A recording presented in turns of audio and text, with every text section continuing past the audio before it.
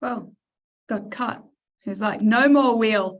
Hello, everyone. Thank you so much for joining us today for the session, Preserving Company Culture During Cost Cutting. I'm quite thrilled to be joined today by Alana Bennett, Damon Hornstein, who is my CFO, so I'm particularly interested to hear what he has to say, and Chloe Sister Jacobs. So thank you so much for joining us today. Perhaps if you could each give a quick overview, maybe kicking off with you, Alana, your role and your experience. Yeah, sure. Hi, everyone. So good to be here with you today, and hopefully you're all eating lunch as you're learning. Always like to fold time. So I am a CFO leadership expert and mentor. I run a business where I focus on partnering with CFOs and their teams to help, I suppose, elevate their contribution to the business. But I'm a reformed finance leader by trade. So I have immense respect for everybody on this call because I know the job is not easy. So it's a real privilege to be here with you today, and also with you, Chloe and Damon and Adriana. Thanks for having me. Welcome. And Chloe, lovely. Hi, everyone. Hair, pink glasses, very vibrant. Yes, and matchy. Hi, everyone. It's so great to be here. My name is Chloe Sister Jacobs. I go by CSJ, and I've been at Deputy for just over 4 years. So I have a background in communications, journalism, and I've been in the people space for about 10 years now, and really passionate about creating human-centric experiences for people. That's really at the heart of everything I do. And so really excited to be here today to talk about how we do bring that human-centric approach into, times where we are doing a lot of cost cutting and we're having to really integrate humans with some of the harsher realities of business. But it's not all doom and gloom. There's a lot of room for opportunity here. So really excited to be here with you all and my fellow panelists and get into it. Thank you. And last but not least, Damon. Hi, so Damon Hornstein, CFO at Wheel, as you will have seen in the video introduction to this session. So joined Wheel about 18 months ago. Prior to that, background in M&A and I guess strategic advisor in the global investment banking team. And look, yeah, this topic is quite interesting for me. I think the whole tech landscape has changed quite a bit over the last sort of 12 to 18 months as a host of sort of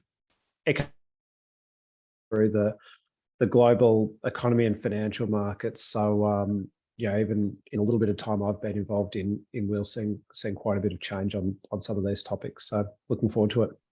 Great. And before we kick off, I would just like to thank our sponsors of the CFO Summit. So McKay Goodwin, Huddled, My Accounts, Fathom, FShaw, EXL Cloud, Alana Bennett, Easy Collect, and CFO Magazine. So we're lucky enough to have not one but two of our huge supporters on this panel today. My name is Adriana Amato, and I work behind the scenes for CFO Summit. And I really encourage you to make this sort of as interactive as possible. You can use the chat function, you can use the Q&A, and I'll pose these questions during the session or at the end. So when it comes to shaping organizational culture, we know that the CFO wields sort of significant influence beyond simply managing the company's finances. And today we're really going to be starting at the top and understanding the why and how finance leaders can influence culture before getting into the nuts and bolts of how to actively preserve culture during this time of cost cutting. But before we kick off, I'm just going to run this quick poll. So just interested to know, as a finance leader, how involved are you in shaping company culture today? And just while we're running that, kicking off, Alana, with a lot of businesses coming through the other side of significant cost cutting, what is stabilizing company culture during such a critical conversation? And why is sort of stabilizing company culture such a critical conversation to be having right now? Yeah, it's a good question, Adriana. And, has the nature of the cost-cutting conversation changed? in the last 10, 20 years? I'm not sure. But I think cost is always on the agenda for chief financial officers and finance leaders, particularly. If I answer this question by starting off kind of micro and then working out to macro level, you know, there's lots of stats out there. One particular stat says that a poor cultural fit can cost 50 to 60% of an employee's annual salary if they are not on the bus, if we call it. So if we all just think about how much our salary is, halve that, multiply it by 60%, multiply that by the number of potentially people that are not on the bus or where there's not a cultural fit in your organisation, the financial cost, the quantifiable cost is quite significant, yeah? So I think that's a really obvious, like, why should I care? I think the other thing is we know that a poor culture results in lack of connection to the business, lack of engagement, lack of care factor. And we know that over time that will manifest itself in poorer performance. And so when we think about, you know, one of the outcomes we really strive for our clients is to help them get uncapped or help them achieve uncapped productivity. Well, if you've got staff that are underperforming, that immediately contras that sort of outcome. The other question that I'll pose for people just to reflect on is, what is the cost of not getting it right first time? So if you think about your employees out there that are not on the bus, where the culture is not great, and so there's misalignment, whether that's kind of I'm not on the bus, actively not on the bus, or, you know what, I'm not sure if this is a bus I really want to be on for the long haul, yeah? Think about what the cost is of them not getting it right first time. If you think about a meeting, like we're in meetings all day, yeah? And I don't know about you, but I've sat in those meetings and gone, oh, I wonder what the cost is of this meeting. It's pretty ridiculous, right? How much money and time is spent in those meetings. Now, I want you to think about that and then think about how many times you need to circle back with the people in the meeting or have another meeting because what was the outcome of that meeting was not done. So suddenly, again, if we just keep on harping on and the financial cost of not getting things right first time is significant, not to mention the time cost. Right? Time is, you know, one of our most valuable assets, right? I think energy is, I reckon, probably the only one that sort of trumps it. So suddenly it's really, you know, I sort of talk about this cost of repetition. If I blow it out one more time, I reckon I wrote recently an article about a circumstance that I reckon we're going to see in the next sort of 5 to 10 years, and that is the great identity crisis. Yeah, and that is the situation where suddenly this long hangover from the pandemic gets to a point where we all just go, holy moly, I don't know who I am anymore and why I exist. And so what that's going to do is we're going to have this big, like, not just the great resignation, but which is, you know, I know now what I don't like what I'm doing, but this percolated thing of actually, I'm not who I thought I was. And if we think about just the trajectory of an employee who comes in and the impact they have on performance. So if I come in, I'm all happy and engaged, we know there's a lag between my performance and performance of the company. And so what I have, my hypothesis is that when I start to go through my own identity crisis, because there is a lag with respect to my performance on company performance, we start to create this detachment gap where company performance is still going great guns, but you got this pool of disengaged or poor culture starting to manifest itself in the business. And then that cost sort of comes to fruition. So I think that, you know, organizations that don't have a great company culture are exposed because of this detachment gap. I think those that do have a great company culture will I suppose, unpack that because they've got the transparency, the honesty, and the vulnerability that comes along with that.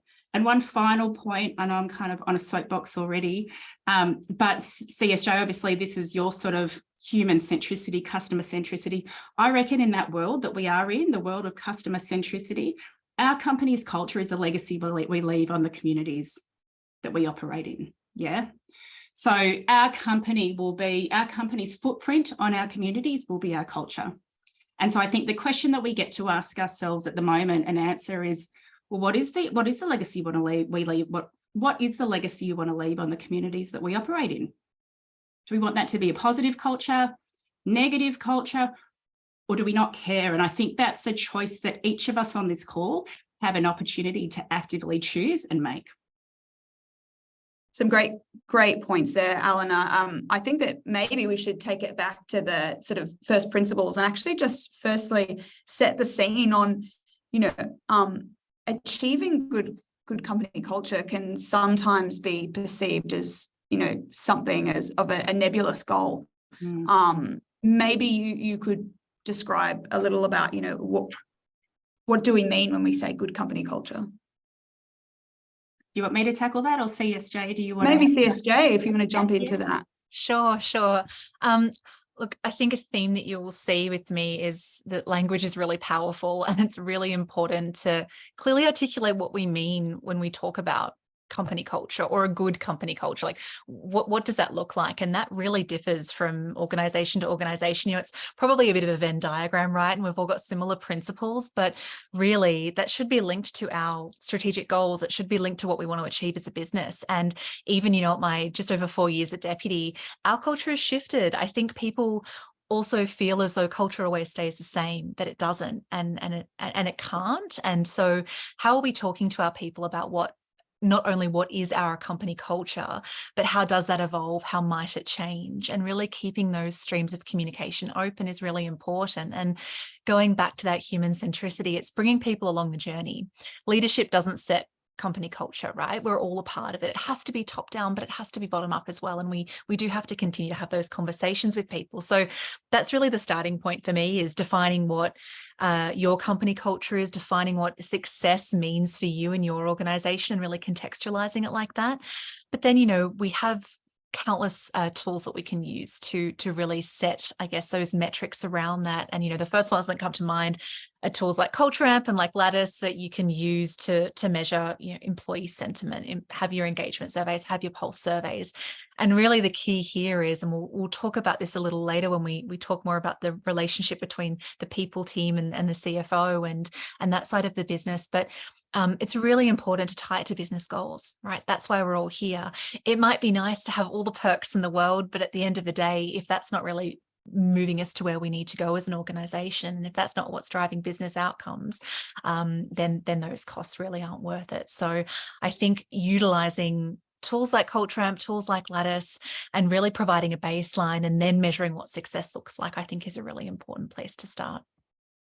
And can you talk a little bit, maybe to give a bit of an example about how you have put those sort of hard metrics in place, just to, really give a bit of context to that idea of, using a tool and then using, providing that as a baseline, maybe just, to share a little further about that in Deputy. Sure, absolutely. We've been running engagement surveys, since I've been there. And, as you can imagine, a really great example is just after COVID, we went through a big round of redundancies, as many organizations did, and still, unfortunately, continue to have to do. So when we did our first engagement survey after that, a lot of people were like, oh, we shouldn't do one now. But I think that's when you probably have to do one if you think you shouldn't be doing one, because it really brings so much to the surface. And of course, it's uncomfortable. It's stuff you don't want to hear, but really it's better out than in, right? So one thing that was really evident after that in 2020 was that people didn't feel like they were getting transparency. And something that I always say is perception is reality, and whether leadership at any organization are holding back things, deliberately, or whether they're just not effectively communicating, really the end result is quite similar a lot of the time. So what we did was we really looked at the different ways in which we were communicating with people. We brought people together more. We had all just gone remote. So really we asked people as well, like, what's important to you? How frequently do you need to hear from us? What does that look like? And really just trying to put as much as possible out on the table. Now, transparency, I think as well, doesn't mean you tell people absolutely everything, but it really means that you do have that open and honest two-way communication. So over time, communication was one of the biggest things for us, and we eventually saw our engagement raise, I think it was about 21% over 15 months. And a lot of that came from setting really clear goals around what communication to the business looked like, and how we can tie business results to that open sharing, open source information. So it's a very abridged version in the interest of time, but I think, again, going back to that point of really identifying what is important to you and your organization in that moment is really what's going to drive success. Absolutely. Damon, I'm interested from your perspective, or the, perspective generally of a CFO, how do you think about culture and where finance can really have the most influence? Well, look, I think the CFO in any organization is one of the senior executives of the company and therefore has a duty and obligation, I guess, to be thinking strategically the company. So in that lens, you almost wear two hats. You've got the finance hat where you sort of focused on your finance function, but I think you also have like a role as a senior leader of the business and just thinking things that are, in the best interests of the company and its stakeholders. Look, with the finance hat on, you're a partner in a lot of ways to each of the different functions within the business, be it, HR or be it the CEO or even like the revenue producing functions within the business. Decisions that those people in that group will need to make that drive culture, not all, but most of those things will have some monetary impact, and therefore, the finance function needs to be involved in those decisions, or at least providing some input or helping sort of measure what you're trying to do. So I think, like, for me, the biggest one is just where you invest the organization's resources, finite as they are, across the choices you got in front of you. And I think those decisions are pretty powerful and will ultimately help set the culture of the organization. So what do I mean by that? I think, there's big decisions that will need to be made about where you invest the resources you have, be it into people, be it into your product, be it into like your manufacturing in a manufacturing business, or your product or R&D in a tech business, processes. And each of those decisions will drive different cultural across the business. And they're pretty powerful levers. I think there's a lot of cascading things that flow from those decisions. Just sort of being aware of that, I don't know, the impact of those decisions, just sort of make sure those are well thought through. And I think, it will be surprising how big an impact they have on the organization's culture and what the wider employee base sort of sees and perceives. I think you're on mute. We can't hear you, Adriana. Sorry about that. I really enjoyed a conversation I had with Damon.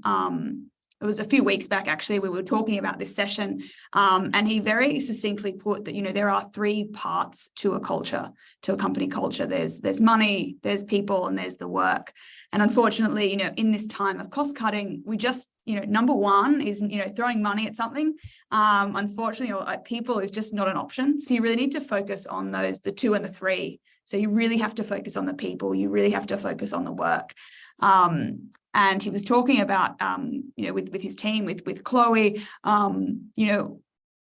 we really have to work on how do we make the work most satisfying, really invest in the teams, and empowering them to work on what they find the most engaging. And so for us at Wheel, it's looking at what software is helpful to get rid of a lot of the work that Chloe, for example, or other members of the team, find quite dry and boring. So, it allows, Chloe to at least find a lot more, engagement in her work as well. And we find with marketing, Damon says to us, well, if you can find a resource that can, do a lot of the manual work that you're finding really time consuming, go ahead, go do that. And so that means allows us to then focus on things that are like really engaging. I'm really interested, Alana, what do you have anything to sort of add on that concept? I think it's right. In terms of those three sort of levers or parts to culture, money, people, and work, I think it's really looking at all three of them. And I actually don't think we take any of them off the table, to be honest, because the three of them need to work together to generate more, whatever the key KPI is for the business, right? But I think, you know, and I look at, I've just got it in front of me, Rachel Cobb, who's the former managing director and executive director of GE Consumer Finance, had this great quote that I put in my book. I see the CFO as the arteries of the organisation. They see and touch every part. And what I know from my day job being supporting chief financial officers in their team is they are, I reckon, the most service-oriented professionals in the business. They get a bad rap. They are not often perceived as the most service-oriented person in the organisation. But I reckon there's 9.5 out of 10 of the CFOs that I work with, as in 95% of them. There's more than 10. When they say, you know, what motivates you? What do you really care about? And they will just say, I just want to help people, right? And so then the obvious next question is, well, how? And quite often they don't know what that how is. I once worked for a boss whose advice when I first started was just stick your nose into everybody's business. I think what he meant was just be curious and get involved. And so me being the type of person I am, and not particularly I didn't really love the technical side of my business. So I was like, great, I get to go talk to people and find out what floats their boat. Awesome. And I think this is the thing, because of the remit of a CFO and a finance team, they are the arteries of an organisation. So they have the in. So I reckon the opportunity for CFOs and finance leaders is to use the in, show up, speak up, and go first, right? The best CFOs I work with go, I'm not going to wait for the revenue generating department to create culture. I'm not going to wait for, people and talent department to catch up. I'm just going to do it myself because I can see the impact to the organisation if I go first. Because if finance goes first, everyone kind of has to catch up because we touch everything in not a creepy way, because that kind of sounds a bit creepy. So I suppose that's the only thing I would say. Like, I'd love for people to walk off this and go, right, what's the role I can play in my organisation to elevate culture and contribute to meeting the objectives of their organisation? I'm lucky. I do work very closely with Damon, and I think he is an example of just sticking his nose into all of the things that are going on. I say that insidiously, but I think he does a great job. And I think, we're really lucky at Wheel to have that. For me, you've really shifted the perceptions of what the CFO's role is. And I'm interested if you can share, how you facilitated this shift from this traditional sort of black box of finance to sort of this strategic business partner. Working with me with marketing, you work with our product team, you work with our sales team, right down to the SDR as well. So I'm interested to know, you came in and how you facilitated that shift. Yeah, well, look, I wouldn't say I'm a chip. I'd say it's a work in progress. But I do think for anyone in the CFO role, there's probably a baseline expectation around being on top of the the compliance and the administrative pieces before you're able to spread your wings more widely and get involved in some of the strategic parts of the role. So to go back to what we were talking about before, I think this is where some of the tooling and some of the technology becomes quite important and helpful in this regard. There are a lot of things out there that can enable anyone in the CFO role to, I guess, automate more of the boring parts of the role or get on top of some of the more compliance and administrative functions more quickly. If you can do that and if you can achieve that, that then gives you of being involved in the more strategic parts of the business. And I think that's where it gets pretty exciting. As I mentioned earlier, the CFO does a lot of the big decisions in the business touch monetary concepts or a lot of the analytical and data concepts that most CFOs will be. I think, if you can get yourself out there and make yourself available and ask, I guess, where other functions would benefit from, help, expertise, coaching, mentoring, whatever that looks like, you'll probably be surprised how much demand there is for that person's time to help them. And to be honest, I think that's sort of the journey that we've gone on even internally at Will. I certainly didn't come in with any preconceived ideas on what or how I would help each function. It's probably more an evolutionary thing where those functions have identified areas where the CFO can be helpful to partner with them to achieve what they're trying to do in their function. And that sort of holds true right across from, customer facing, marketing, sales roles, right through to things like the HR and people and culture roles.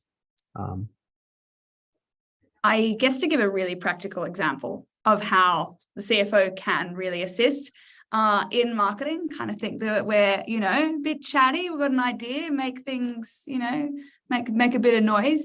But probably where I fall down is a little bit in, maybe data analytics or attention there. So it's really helpful to get Damon's eyes over that. So I think that you may actually underestimate how much value you could add. Google Ads is a huge spend for, I'm sure, a lot of businesses. And I think that's, it really actually comes down to, the analytics there. So I'm sure that there's a lot of people on this call who'd be able to share their skill set and probably achieve the goal of making your spend more efficient there.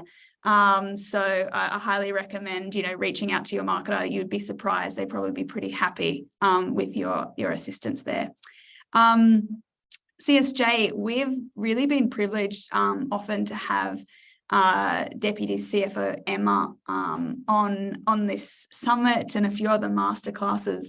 I'm interested if you could tell us a little bit about how having a strong CFO and also a strong people partnership has helped drive the culture at Deputy. And I hear that it's excellent. So yes. You've done some great things there. So I'm interested to know what you've done over there.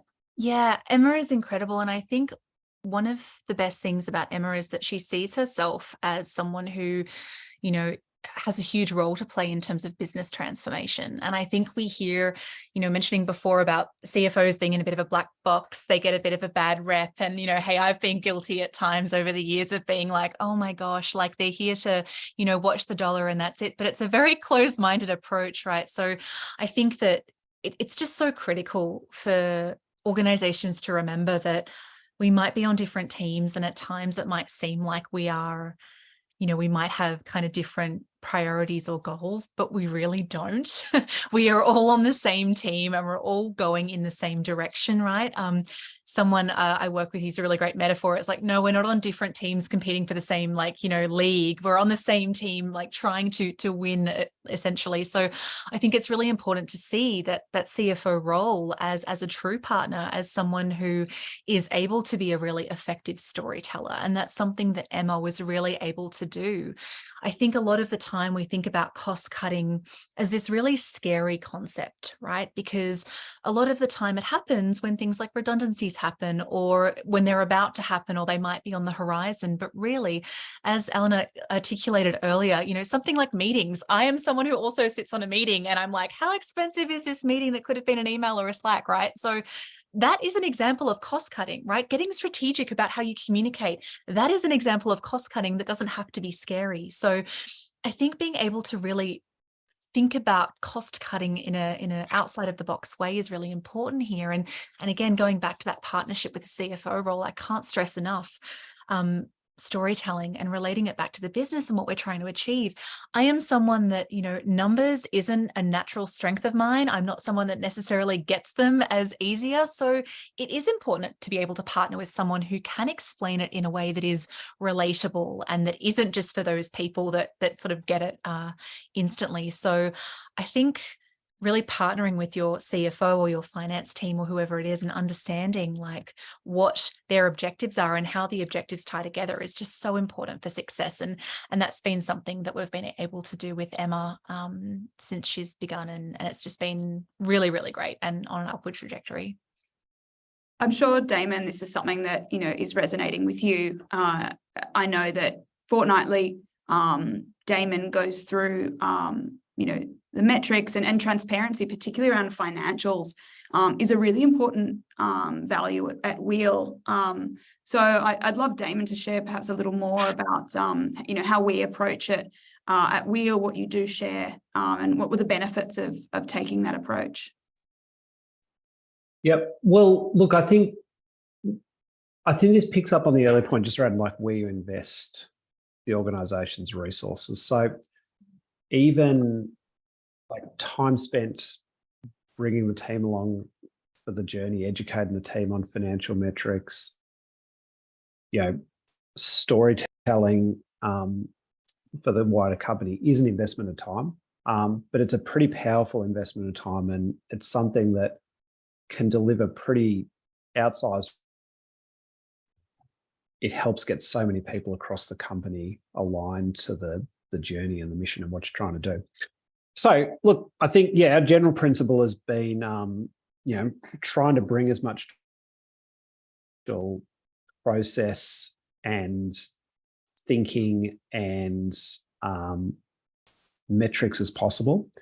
That's meant, spending time educating the wider team, I guess, on what matters and why it matters.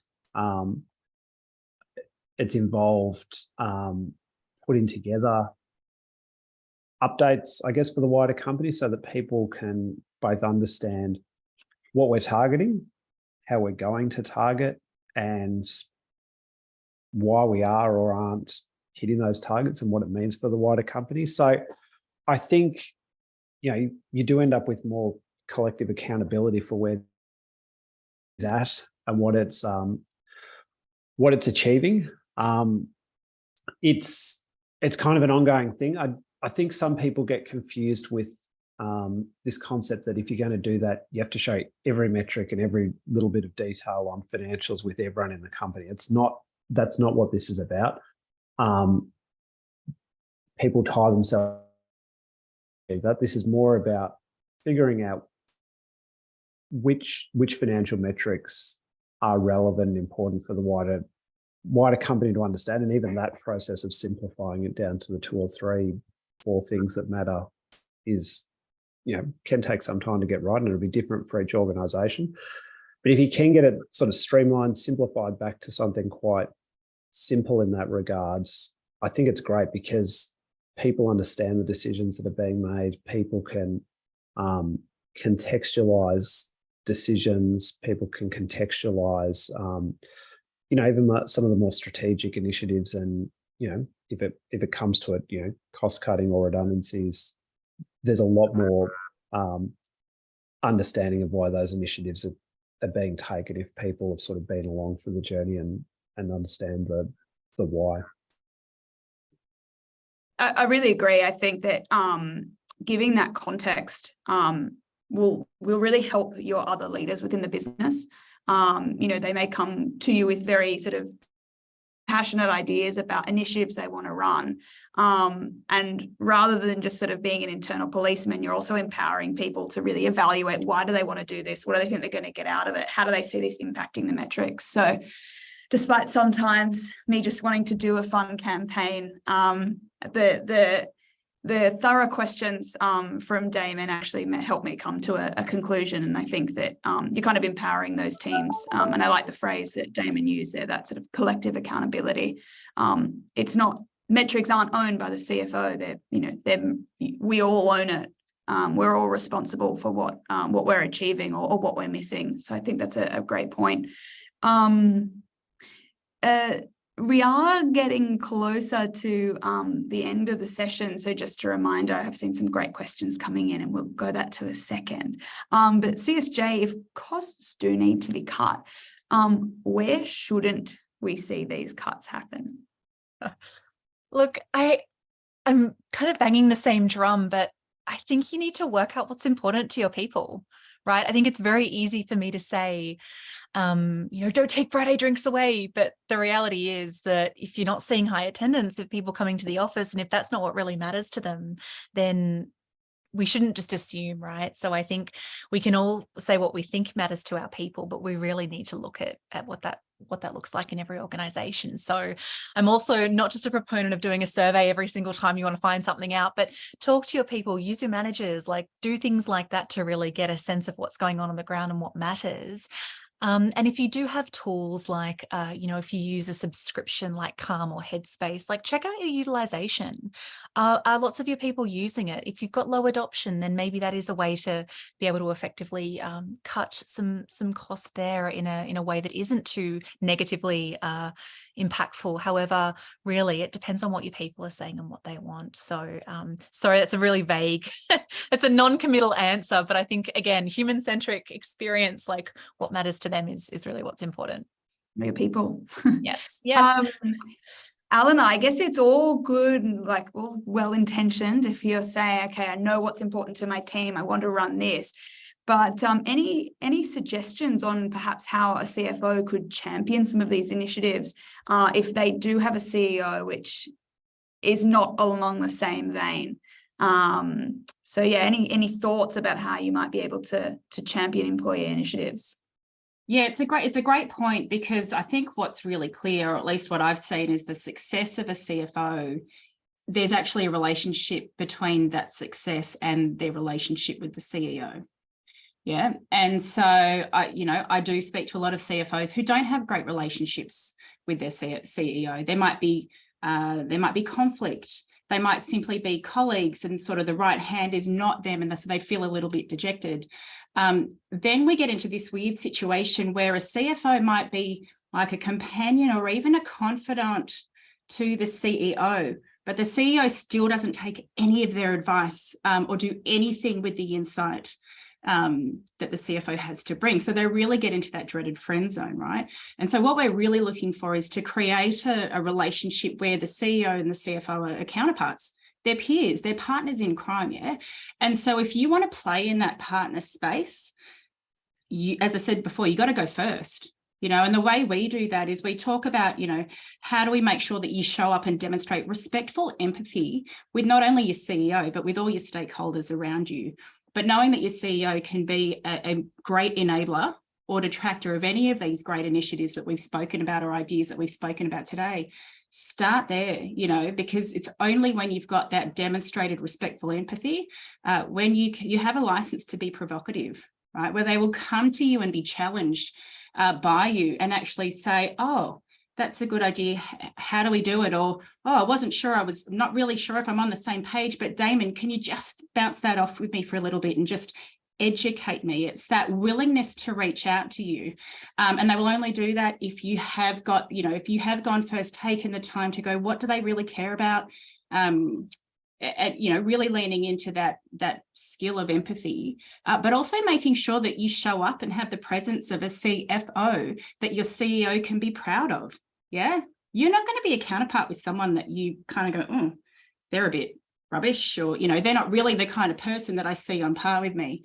So my sense is, if you are sitting here going, I'd love to do all these things, but my CEO is blocking me, you've got a choice. And my suggestion is, if you truly want to make some positive changes, go first and really learn more about what makes your CEO tick, and elevate the quality of that relationship. And then you will start to be able to get some runs on the board. Absolutely, Eleanor. Damon, I've got one final question, and then we're just going to jump into, we've had questions flowing in from the audience. So one final question. If you feel like you've already made all the obvious cost cutting, what else can CFOs think about to keep costs down while keeping the culture stable? So look, I think to me, the big one is probably just focusing on what really matters and what you are trying to achieve in the first place. So cost cutting is often not the ultimate objective, or it shouldn't be. Usually cost cutting is being done, for example, to get the organization back to profitability or in order to preserve cash. So I think figure out why you're doing it in the first place and whether or not there's other ways to achieve that same result. So for example, you're trying to get back to profitability. There may be other ways to get there. There might be, grow your sales. There might be other restructuring or initiatives that you can undertake. So I'd really try and stare into like what you're ultimately trying to achieve with the cost cutting in the first place, and is there another way to do it?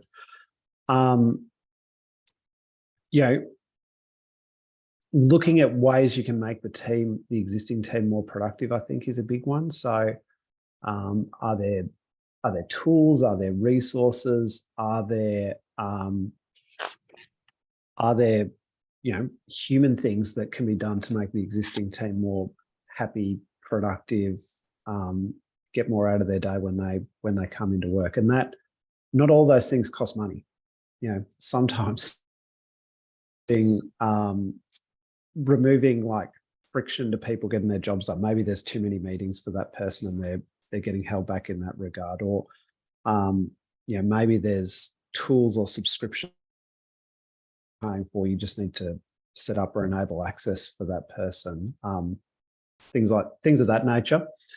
And probably the biggest one is a lot of people, what I see, kind of confuse this concept that you need to spend money to make progress as a company. And I think that notion is often wrong, because there's often lots of ways to make money that don't require spending extra dollars or buying another service or buying another offering or putting another headcount on. So I think it's just looking at your wider team, organization, platforms holistically and saying, are there other ways that we can get more output from the machine without necessarily spending more money?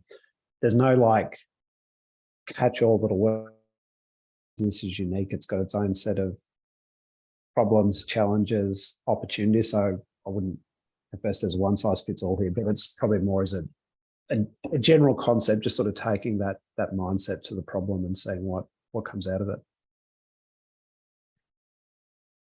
Jumping now to the audience, we're looking for some advice about any tips or ideas for some low cost or non-financial incentives for staff to improve the company culture. So the example they provided, they installed a sparkling water tap, which was very inexpensive, but has had great feedback. So interested to know, while you guys are having a think, I know there's one that we do at Wheel, which actually everyone rallies behind, and it's an anonymous nomination for our value shout out. So it's a peer nominated recognition, and surprisingly everyone, if delivered correctly, it's not cheesy. And I think because it's coming from your peers, it goes down to that point of people feeling valued and like their work is important.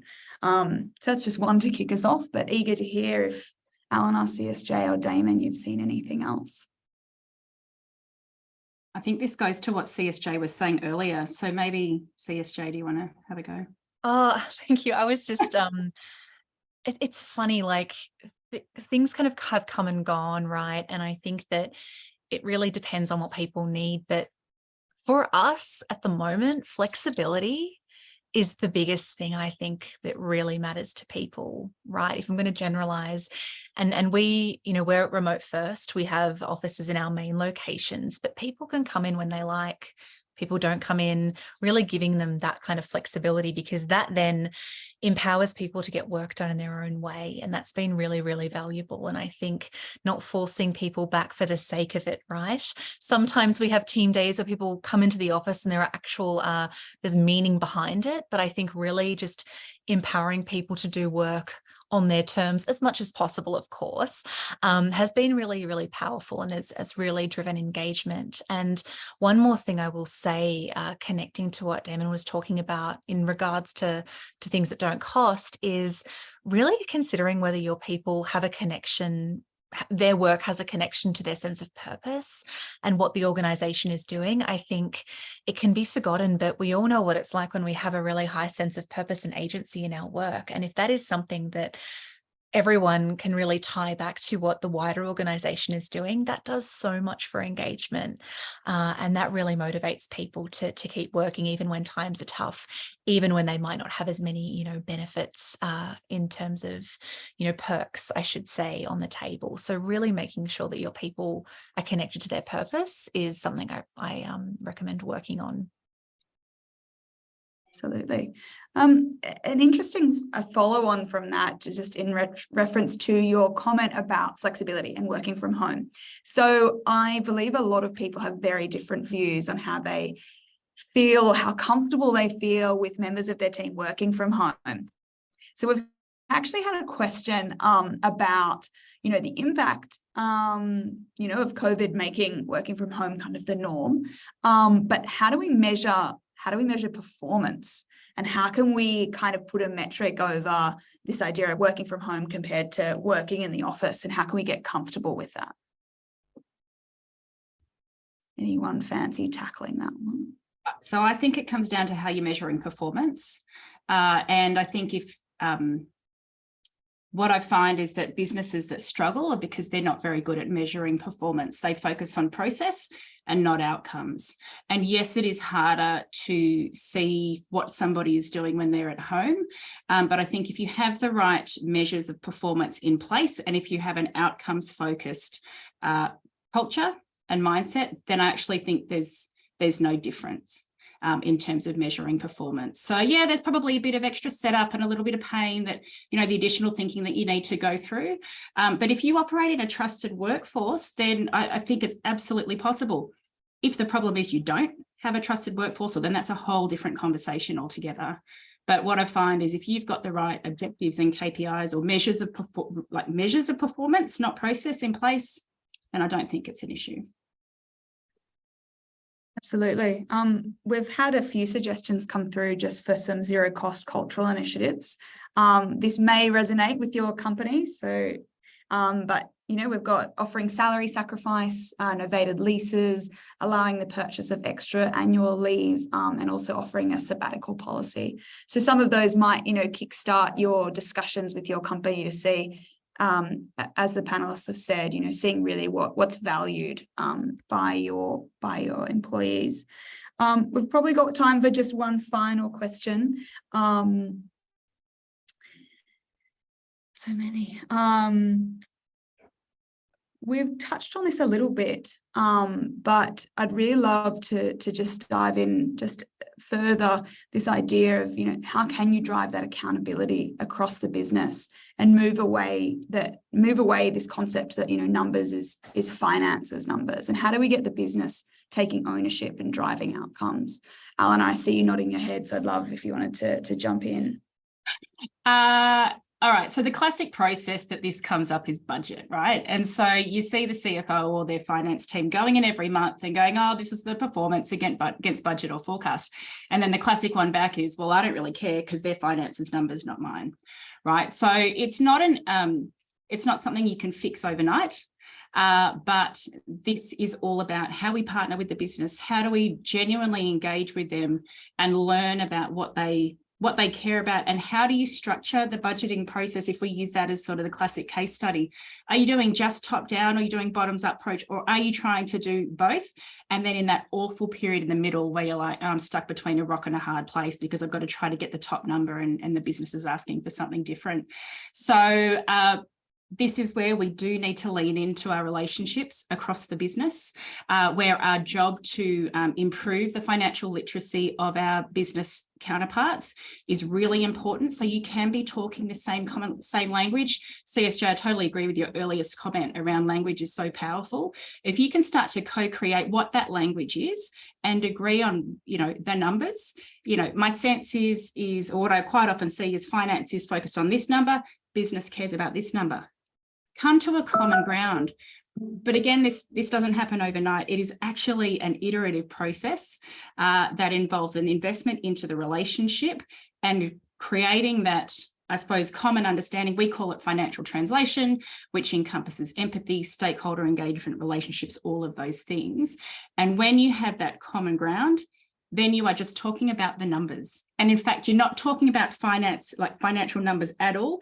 You're talking about levers of performance, right? Which might be numbers, but they're not the numbers that end up in a balance sheet or a P&L. So I think there is a lot that can be done. And I think just a little bit of strategic refresh in sort of those processes can get you a long way. And I think I'll just build on that a little bit. Just that, what does it mean for me? Right, I think is so important to see yourself in that bigger picture. Emma and I are actually going to be recording a conversation between the two of us in the next few weeks, like talking about business metrics and what they actually mean, and not just what they mean objectively, but what they mean for Deputy. So we can all talk about it, because it's one thing for her to be standing up at an all hands talking about all of these acronyms. If half of the company can't apply it to their own work, then really, like, save your breath, right? So that continuous education is so important. Absolutely. Damon may not be aware of this, but we're actually going to share a template of what Damon goes through as a bit of a jumping off point about, I really like the phrase there, the levers. So rather than just like the numbers on the P&L. So we will be sharing that. It can be a jumping off point. You can say, hey, I do something a lot better. So we will be really open to, I'd love to hear your feedback. So we'll be sharing that around. If you've got anything else that we can share sort of with our CFO community, that will be great. Feel free to say, Damon, you could be doing better. So I'm always happy to deliver that news to him. Guys, we have gone over, but some really great questions and obviously a very topical topic. But now we do have a bit of a break for lunch. I know it's been a huge morning. Again, Alan, our CSJ, and Damon, thank you so much. I really appreciate you sharing your time with us. We always get so much out of having a session with you. So again, big thank yous. Thanks. All right. Thank you so much. Thanks, everyone. Thank you. Thank you. See you, everyone.